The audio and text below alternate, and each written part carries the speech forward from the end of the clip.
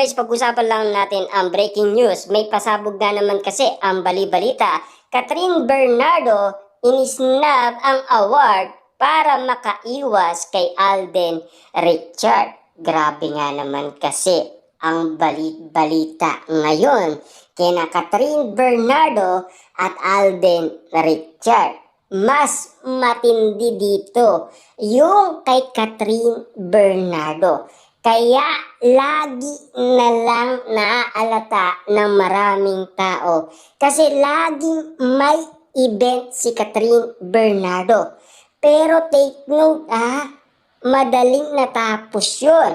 Pero inala ng mga Delulu fans, dediretso na si Catherine Bernardo. Kaya nagmadali ang mga Delulu fans pumunta sa nasabing award ni na Catherine Bernardo at Alden Richard. Kaso nga lang, nag-iintay sila sa wala.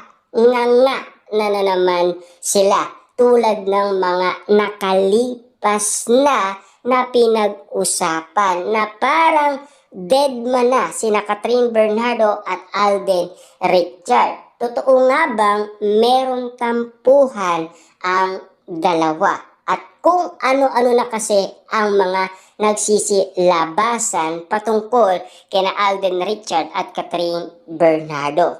Yung mga romantic at arutan at kulitan sa kanila, biglang nawawala na at nawawalan na ng pag-asa ang mga Delulu fans na Catden fans dahil sa mga balita kina Catherine Bernardo at Alden Richard. Kita nyo naman ng mga fans kasi ni Catherine Bernardo, binabatikos na umano si Alden Richard. Papaano nga naman kasi kahit yun marinig man lang nila na pinasalamatan niya daw si Catherine Bernardo dahil ika nga ng mga netizens, hindi mo makukuha ang award na yan kung walang Catherine Bernardo. Parehas kayong nahihirapan.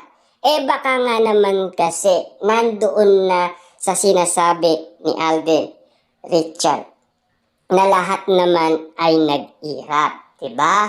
Baka nandoon na yung pangalan ni Catherine Bernardo.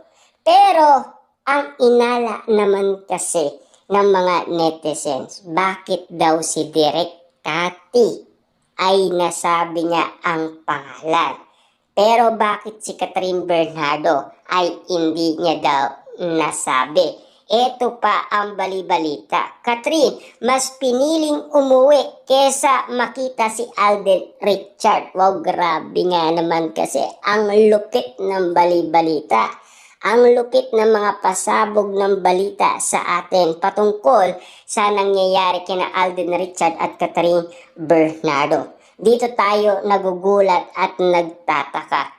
Kasi ang mga ganitong sitwasyon na pinagkakaguluhan, pinagpipestaan at pinag-uusapan, dito na lang tayo nagtataka. Yung dating napaka-sweet nga naman kasi na nakita natin sa kanilang promotion, lalong-lalo na sa kanilang shooting noon sa Canada. Pero take note marami pa rin nagsasabi na hanggang promotion lang ang tambalan Catden noon. Pero tamang-tama talaga ang kanilang detalye. Ayon pa sa pasabog ng balita, Alden Richard, deadma si Catherine Bernardo. Talagang dinedma talaga ni Catherine Bernardo, wala tayong magagawa dyan. Pero may issue pa na nagsilabasan sa social media.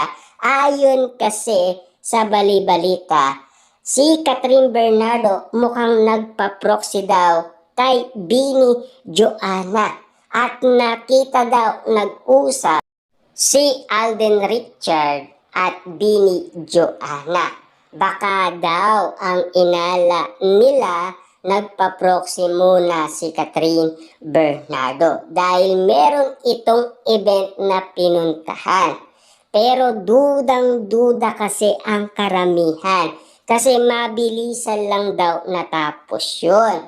At no show naman itong si Catherine Bernardo pagkatapos.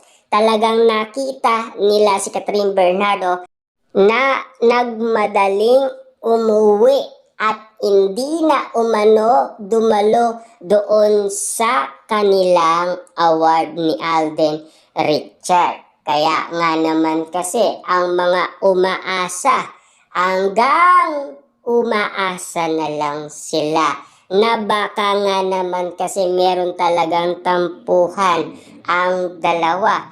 Pero marami pa rin umanong issue kina Alden Richard at Catherine Bernardo. Tulad na lang kasi noong tumakbo umano si Alden Richard bilang, alam nyo na siguro, sa kanyang pagja-jogging. Ayon kasi sa balita dahil same kasi ang coach umano ni Catherine Bernardo at Alden Richard. Ayon sa balita, si Catherine Bernardo daw, kinausap niya ang coach niya para alokin si Alden Richard na mag-jogging para yung depresyon na iniisip niya sa pagpanaw ng kanyang lolo ay unti-unting mabawasan. 'Di ba? Yan kasi ang lahat ng mga kumakalat na issue.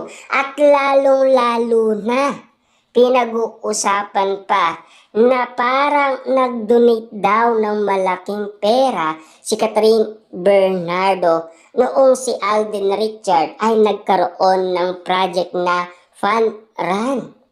Ayon kasi sa karagdagan na ulat ng mga balitang pinag-uusapan ngayon sa social media, si Catherine Bernardo daw ay malaki ang donation binigay niya. Ang pagkakaalam kasi ng karamihan, meron daw sasali na girlfriend ni Alden Richard at pinag-aanap yon sa nasabing project ni Alden Richard na fun run kung nandoon si Catherine Bernardo. Pero hindi man lang siya nasilayan. Ayon pa sa karagdagan balita, si Catherine Bernardo daw nakadisguise lang.